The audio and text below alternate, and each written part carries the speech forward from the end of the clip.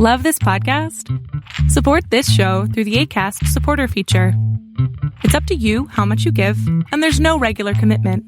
Just click the link in the show description to support now. Welcome to Yankee Stadium.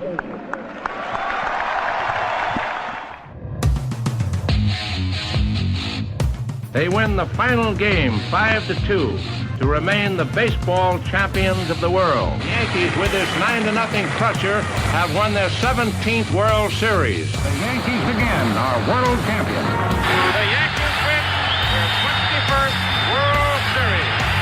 The Yankees are champions of baseball. Ball game over. World Series over. Yankees win. The Yankees win. The Yankees are back on top. World champions for the 27th time.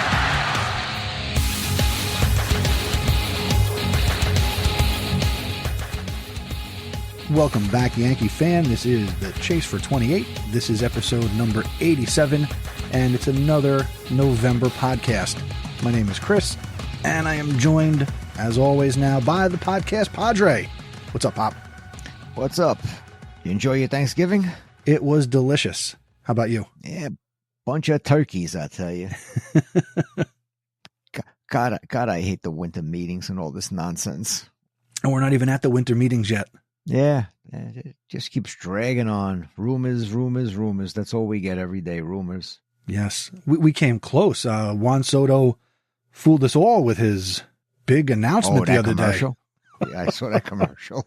I was like, wait, what's going on? And I was like, wait a minute, what hat's he wearing? What is that? What does that say?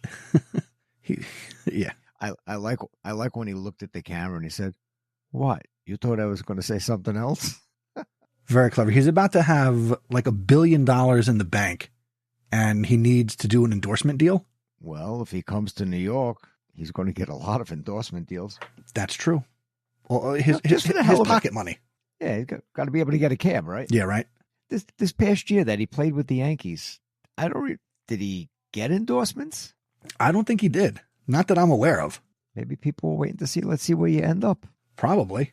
Yeah, we're not going to give you endorsements as a Yankee if you go sign with the Red Sox. That ain't happening. Well, I just did a quick Google. So he has deals with Under Armour, Wilson Sporting Goods, QuickBooks, Lids. What's he going to do? My taxes?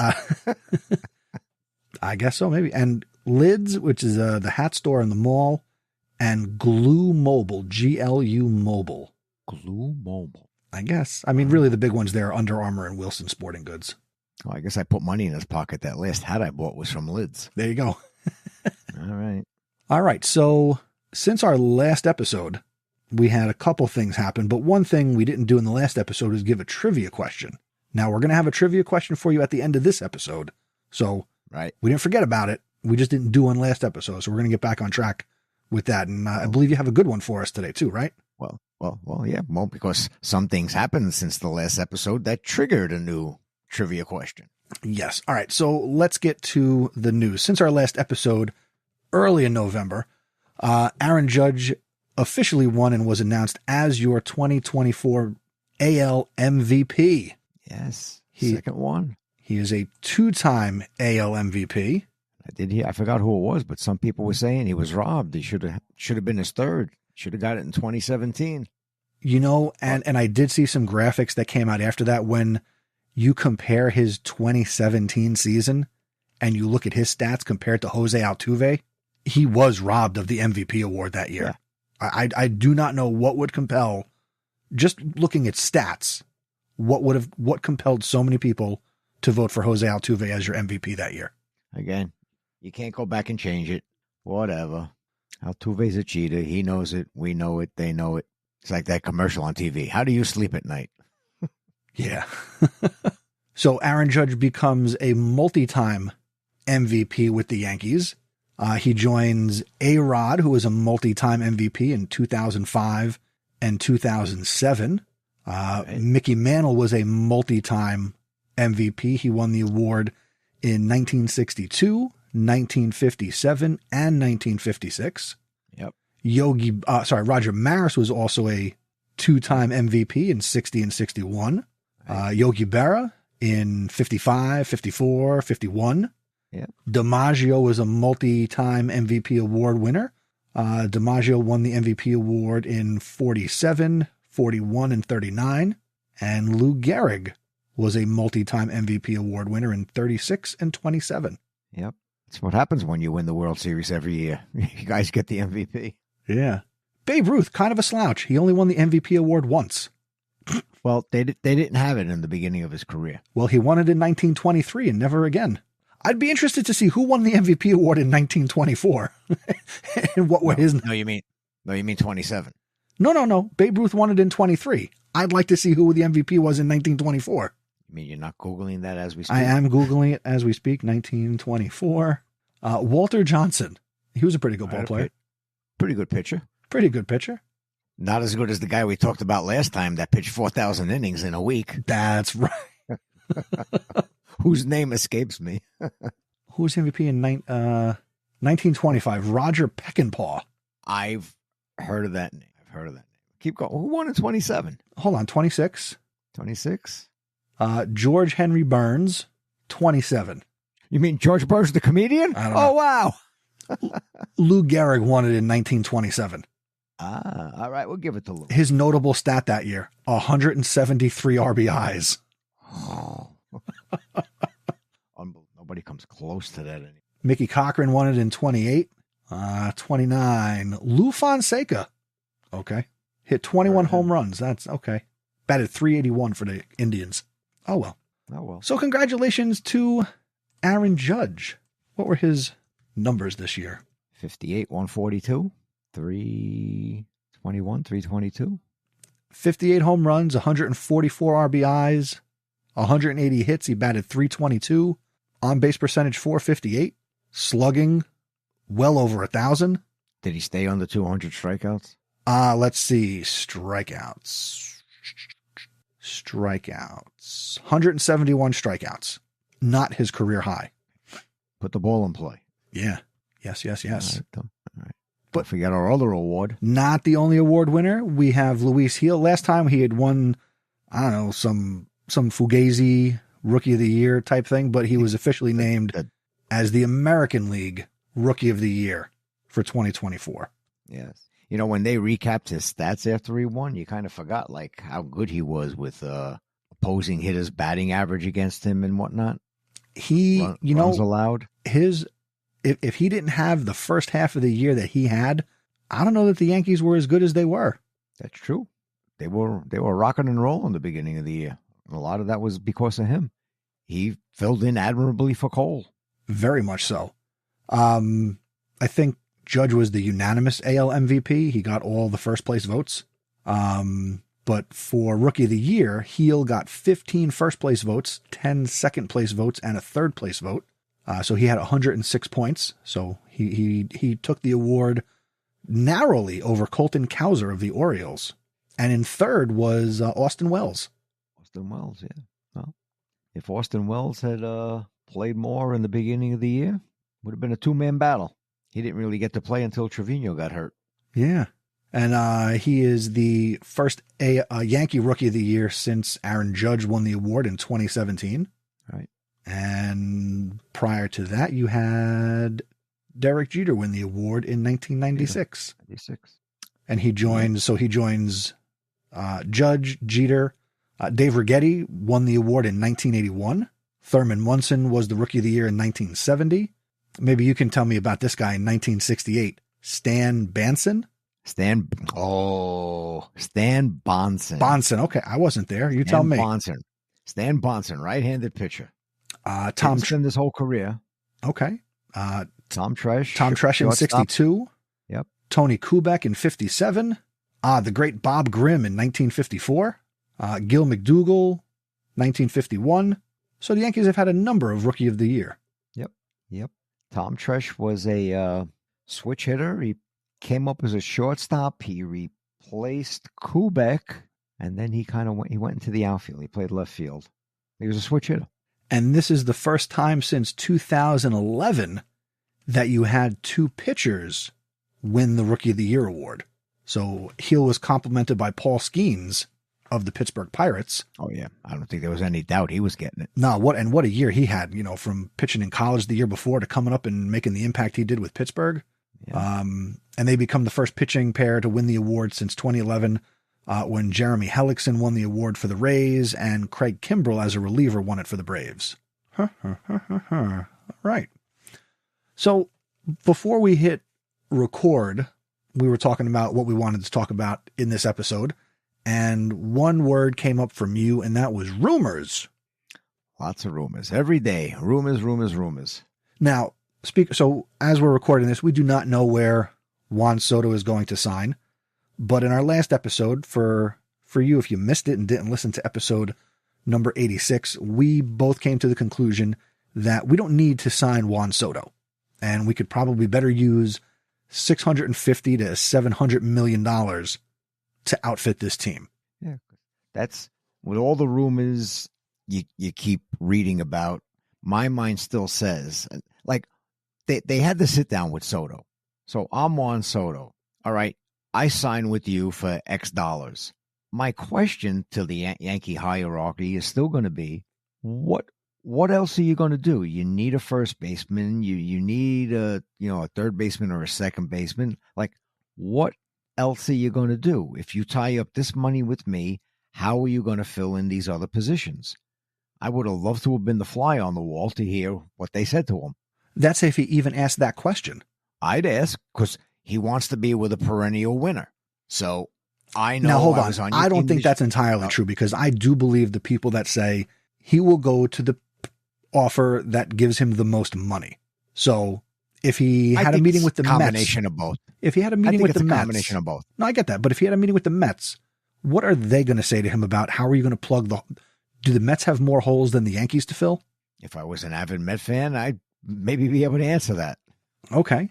Really? So if the Yankees want to keep him, hopefully their meeting left off with, go out, field your offers, and then just give us the last opportunity, and then just whatever the offer is, offer him another $1, and you will sign him. Well, didn't it come out 3 days ago, where the Yankees actually upped their offer to him? That's if that's even true, right?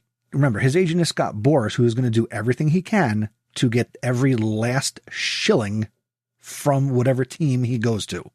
So is Boston really in it?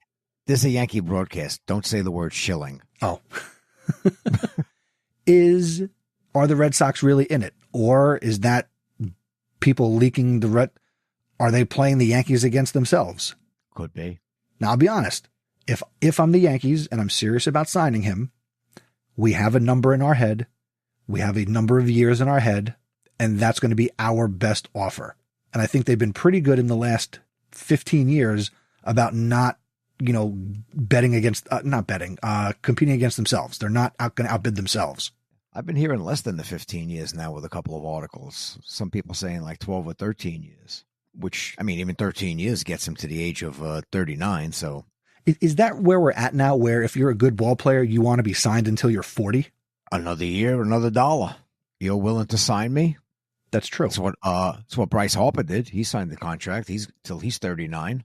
And also along the lines of rumors, I have heard and read things that the Yankee offer will include or might include multiple opt-outs, that at different points he can opt out, they can end, different things like that. That I could see. That I could see going on. In 4 years you can opt out. I wouldn't go anything if I gave him an opt-out, nothing before at least 4 years pass.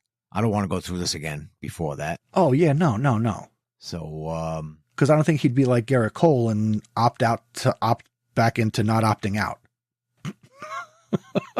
No, because, Cole's 33 with that, or is he 34? In 4 years, Soto is only going to be 30. So he's still going to be a tremendous ball player. So if they gave him that and he opts out, it would be just replay all of this all over again in 4 years. That would be like that 5 years. That A-Rod scenario where he had that opt out and he went to the World Series, and remember that his big contract was ending and the Yankees re-signed him. Yeah, they gave him a contract for what, $250 million? Yeah, but I think that was them betting against themselves. I don't know that he was going anywhere else. Yeah, I don't think Boston is in it. I don't think Toronto is a real player for him.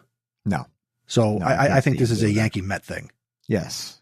Yeah, there's no way he's going to the Dodgers because all they hand out is what? Deferred contracts? They hand out IOUs.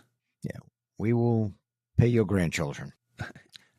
We'll give you a hamburger today, but we'll give you more hamburgers tomorrow, whatever that old Popeye Wimpy line is. Yeah, that was Wimpy on the Popeye. Yep. What else? So, I mean, we can't really comment about Juan Soto because we don't know what the hell he's doing. But I did hear, again, another rumor that initially it was, he will announce his signing and things will be kind of figured out during the winter meetings. And then I heard before the winter meetings. So again, that's what, the second week of December? Who's to say? Yeah. Well, once he goes, then all the other dominoes are going to fall. Yeah. The winter meetings are in Dallas, December 9th through the 12th. Yep. Because everybody, I mean, you either get him and then plan from if you're the Yankees, you get him and then, okay, now what are we going to do to fill the other positions? And if you don't get him, now, okay, we're going to spend this $600 million, $650 million. Now let's go out and go after these other free agents to fill these holes. You know what? Here's what I don't understand. How come all of a sudden, as far as center field goes, they keep saying, like, Judge, he's 33, you got to get him out of center field. Okay, all well and good. Although I did actually see for the first time today in an article, give Judge a first baseman's mitt. Somebody else wrote it. I just want you to know that was my idea from 2 years ago. Yes. But since when is it that the Martian can't play center field? Because he ran into the left field corner of Yankee Stadium, which I think he shied away from the wall, and he misplayed one ball. And there was a game out in, what was it, Detroit, I think, where he dropped the ball in left field. All of a sudden now, he can't play center field, which is what he's played all along in the minors. I think that things like that are ridiculous. I think, see, this is where it becomes difficult, right? You want to sign Juan Soto. Is Juan Soto a right fielder? If so, Judge can't play right field. Where do you play Aaron Judge? Aaron Judge is an all-star center fielder, right? Yep. And if you don't want to play the Martian in left field, where are you playing the kid? So that's where it's like, if they don't sign Juan Soto, then you're putting Aaron Judge in right field. Right. To me, that says you put the Martian in center field. Yeah. And he needs to be given the whole year like they did with Volpe when he came up, right? Just let the kid, let him play. I think you'll get way better. You're not going to get him batting 209 for the season. That's not going to happen. I think he's a better ball player than Volpe. For sure. I think in a rookie campaign, given a full season, I think you can pencil in for the Martian probably 20 to 35 home runs, which is it's a big range. Let's say 20 to 30 home runs. I'll give you he's that. Probably in the range of 80 to 100 RBIs. He's not hitting leadoff for you. He's going to be probably batting 6th or 7th, so there should be people on base in front of him. It's just a matter of, can you cut down on the strikeouts, or are you going to live with strikeouts? And what's he going to do when he's not hitting home runs? Yeah. Is he going to hit singles and doubles? He's going to be a base stealer. He better be a base stealer. Yeah. Yeah. Because I'd rather see him go to center. I'll tell you, they signed Soto. I'd throw Judge at first base. I'd put the Martian in center field. I put Chisholm at second. I told you last episode, I don't like Chisholm at third base. I'm with you there. He should be the second baseman. You're not signing Torres. Put him at second. Then it's a question of, okay, who do we put at third? And then it's we need a third baseman and we need a left fielder. Somebody I saw today, like, maybe re-sign for Dugo. I'm like, don't you dare. No. Let him go. I didn't write the article. Don't yell at me. I'm not yelling. Well, what would you do you think? Let's say you don't want to put Judge at first. Could Judge play left? Could you have the Martian in center and Soto in right? Now, you still need a first baseman, but I don't think, coming off an MVP award, I don't think they're going to move Judge to first base in 2025. Well, left field is really big in Yankee Stadium. So, I don't know. Or do you take a chance? Do you ask Soto? Can we move you to, you're a younger guy, can we move you to left field and put Judge back in right? Yeah, but people don't like Soto's defense. And we saw him make not some great plays in right field as well. How come he was in the running for a Gold Glove then? Well, he didn't win it. Yeah, he did win it. No, he didn't. But he was in the running for it. Okay. And The only thing I noticed about him playing right field was when a ball was hit hard, where you had to get back to the wall quickly, those are the ones he looked like he had trouble playing. If it was a high fly going back to the wall, fine. When it was a line drive, then he was a little more tentative going back to the wall. Go play left field. You got more room. You got more room behind you. Go run. Go ahead. Run. Go ahead. You're a young guy, 26. Yeah, I mean, but then I try him in left. And I feel like there were a couple of games early in the season where he did play left field, and they had Judge in right, and they put. I just remember it happening in Boston. They put him in. Of course, right field was so big in Fenway Park. Yeah. So that might be what I'm thinking of. Or maybe he played a couple games. I think he also played a little bit of left field in spring training as well. But these are these long-term plans. Like, all right, if you sign him to this big 12-year deal, where is he going to play in years 9, 10, 11, and 12? Is he still playing right field for you? Are we looking to have him play first base? Does his career outlast Aaron Judge's career?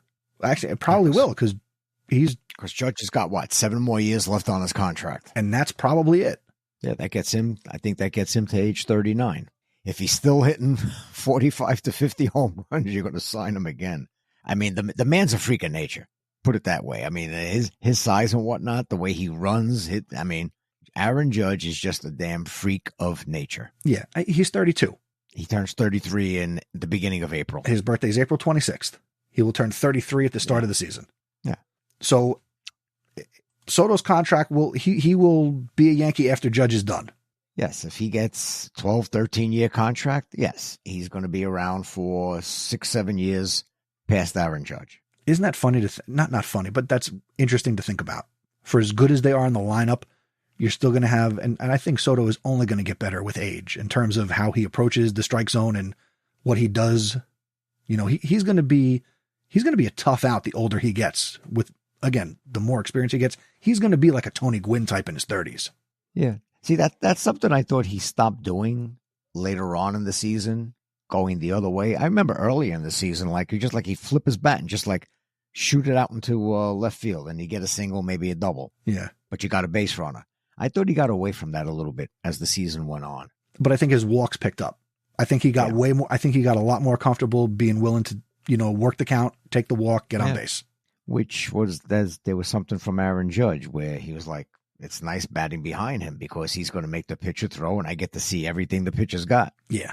That's why he only had 171 strikeouts. Yeah. But I think that the other part of the point I was getting at is, who is still around? You're going to have, Soto, Volpe. What's this team going to look like? Is, who's still going to be here in 12 years? The Martian.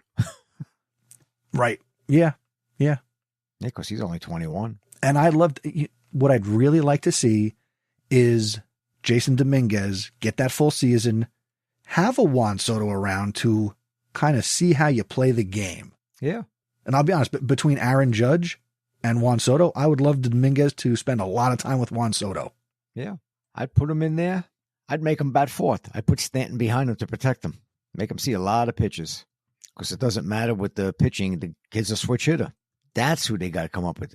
I guess we got to wait for all this to settle down, because I was just going to bring up okay, who do you make bat leadoff now? You're letting Torres go, so now who do you turn around? But it's going to be a question of who's on the team. When you tell me who's on the team, then maybe I'll tell you who maybe should be batting leadoff.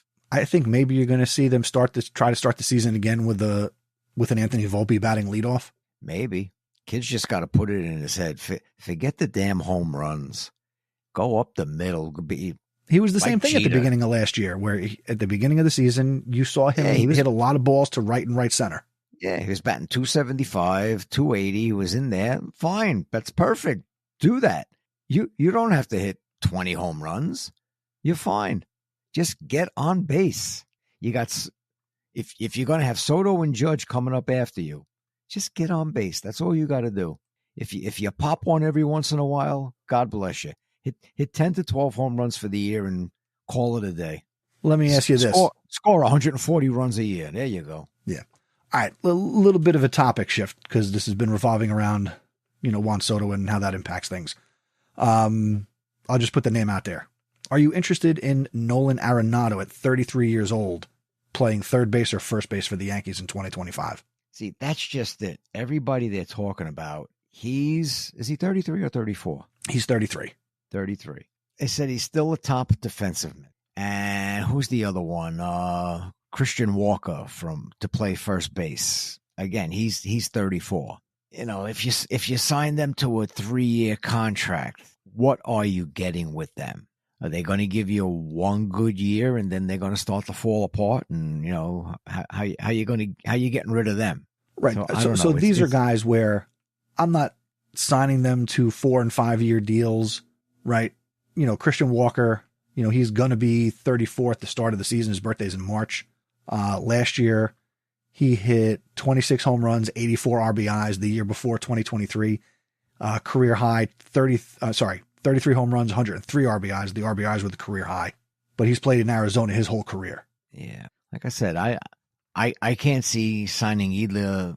Well, Arenado would have to be a trade. Yeah. He's not a free agent. Walker is a free agent.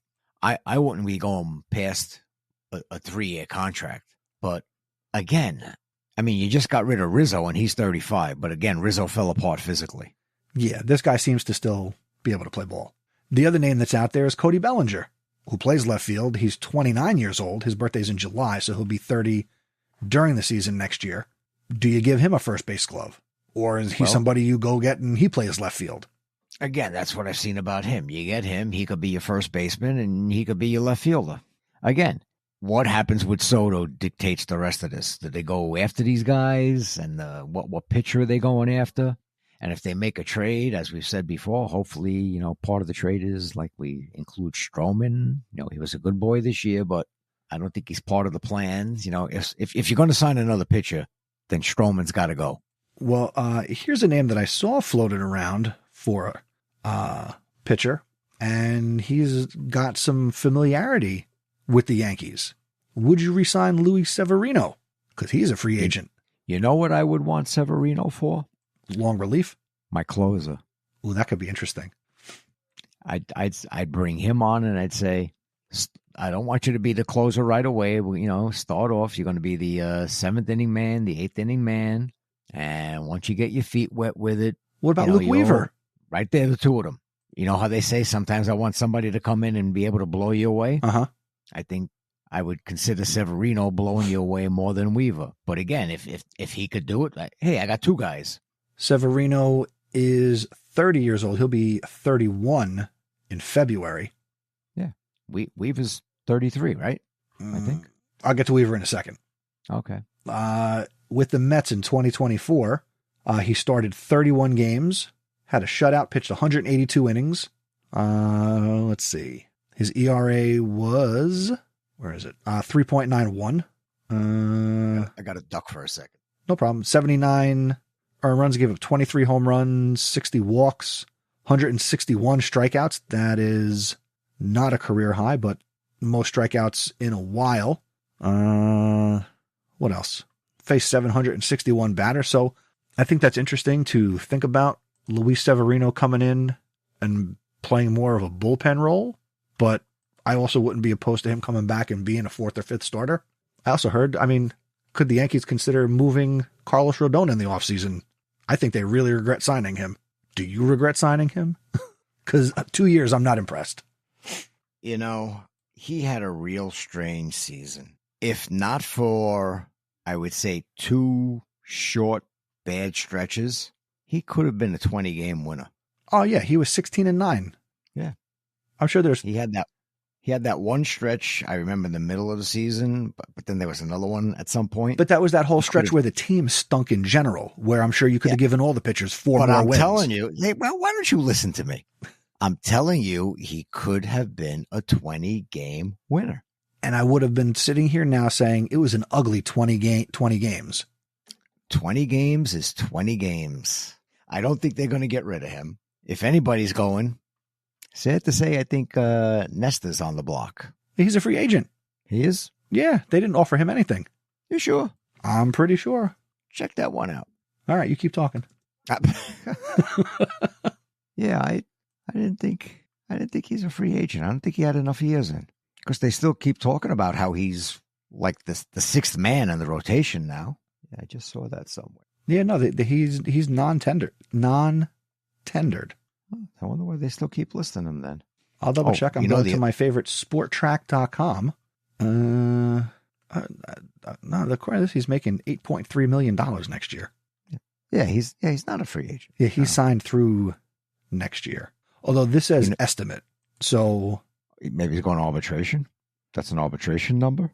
I think so. He's an unrestricted free agent after 2025. So I just think they can control him. I guess that's what that means. No, this says Nestor says signed a 1-year, $8.3 million contract with the Yankees, including $8.3 guaranteed. In 2025, he will earn a base salary of $8.3 million while carrying a total salary of $8.3 million. Okay. Not a free agent. Not a free agent. Okay. You know the other guy they talk about, the one from the Dodgers who pitched that last game, was it Bueller? Bueller? Yeah. Oh, stop it. Present. Let's see. Let's take a look at Walker. He is 30 years old. He'll turn 31 in July. And he's pitched his whole career with the Dodgers. Last year, regular season, pitched in 12 games, started 12 games. He was 6-3. 2020. Oh, that was 2022. Sorry. He didn't pitch in 2023. Yeah, he came back from Tommy John surgery. Yeah. I think he came back the last half of this past year. And now they signed Snell, so they may not be making him an offer. So he's a possibility as a free agent. Yeah, he was this year he was 1-6, 16 starts, 75 innings pitched in the regular season. Yeah, he came back. He wasn't around the beginning of the season. Yeah, he came back from Tommy John surgery. I would consider taking a flyer on him. Yeah, the way he pitched in the World Series. Yeah, our other old friend Evaldi, he's out there. He's 35. I don't know. And the other one, why do the names of the Met pitchers go out of my head? But what's his face? The Verlander, and who's the other guy that signed with the Mets and then he went to Texas? What's his Scherzer? Name? That he's a free agent. I wouldn't want it. What, an inning and a half this past year, made his $43 million, and he's still like, okay, I'm available. Who wants me? I wouldn't give him $1. Here's the rumor I like for the two of them. Go sign with Detroit. Finish your careers with the Tigers. Yeah, there you go. Yeah, go back where you started from. Yes. Let's see. Corbin Burns, he is out there and available. He declined a qualifying offer. Right. Blake Snell signed. Yusei Kikuchi, he signed a 3-year deal with the Angels. Max Fried, he's available. He declined a qualifying offer. Evaldi is out there. Jack Flaherty is out there. He's 29. Other guys out there. That's another one the Dodgers may not keep. I'm looking at guys who are young. Shane Bieber is 30. Severino's 31. Cal Quantrill, he pitched with the Indians for a while. He's 29. There's not a lot of good starting pitching out there. So it remains to be seen. Again, nothing's going to happen until Soto decides where he's going. Damn him. So hopefully he makes up his mind sooner rather than later. And you got this Japanese ace, Roki Sasaki. Not yet a free agent, but he's expected to be posted. He's going to go to the Dodgers too. There you go. I actually did hear that Hideki Matsui is his idol. Like, that's who he worshipped growing up as a child. Well, we'll see. Yeah. Also, fellow Japanese starter Tomoyuki Sugano is expected to be available this offseason. He'd be an international free agent and would not need to be posted. Well, we shall see. Again, then, on the next podcast, we'll have a lot more information. Yeah. Let's see. It's November 29th. This weekend is December 1st. The winter meetings are the following week. So I would say we'll do another podcast episode after the winter meetings and we can react to anything. Yep. So we'll probably come at you with another episode on December 13th, and that'll be just after the end of the winter meetings. And hopefully we got some good things to talk about. Yeah. Hopefully the dominoes will start to fall. Yes. Lots of deals, lots of trades. Before we get to the trivia, last thing I'll ask you about, I've seen some articles about this. Don't know if you've seen this in your news outlets. Are the Dodgers classless in the way they have responded and talked about the Yankees after having beat them in the World Series? Yes. Okay. We'll see you next time, everybody. Yeah, that's it. Yeah. I mean, when you win, show some class. Make believe you've been there before. You don't have to put down the other team. Well, to be fair, this is the first time these guys have won the World Series after playing a full season, so they've not done that before ever. Yeah, if I'm the owner, I text them all and I say, shut up. There you go. All right, well, we got one more thing to say before we shut up, and that is our trivia question. So, Podcast Padre, what do you have for us this time? Okay. As we said earlier in the podcast, this year, Aaron Judge, MVP, Heel, Rookie of the Year. That has happened 4 times in the past, where a Yankee has won the MVP and a Yankee has won the Rookie of the Year in the same year. It's happened 4 times. So the question is, what was the year? Who was the MVP? Who was the Rookie of the Year? So name the 4 other Yankee MVPs and Rookie of the Year in the same year. Now, if anybody was paying attention before, you kind of ran down a little list of people before. They can always rewind and re-listen. Rewind. Yes. Are we on the Odyssey app? You know what? I can put us on the Odyssey app. Oh, God, help us. I don't care where people listen, as long as they listen. The other thing I want people to do, if you're enjoying this podcast, share it with other Yankee fans. All right? Let's see. Send us your opinions. Send us your questions, comments, feedback. The email is feedback@chasefor28.com. We are on Twitter @chasefor28pod, and you can also send us a voicemail by going to chasefor28.com/voicemail. Want to thank SeatGeek for supporting the podcast. Use the promo code chasefor28 and get $20 off your first order on SeatGeek. So go to chasefor28.com/SeatGeek. And thank you for listening. Happy Thanksgiving. Happy holidays. We'll see you after the winter meetings. Yes. See you then.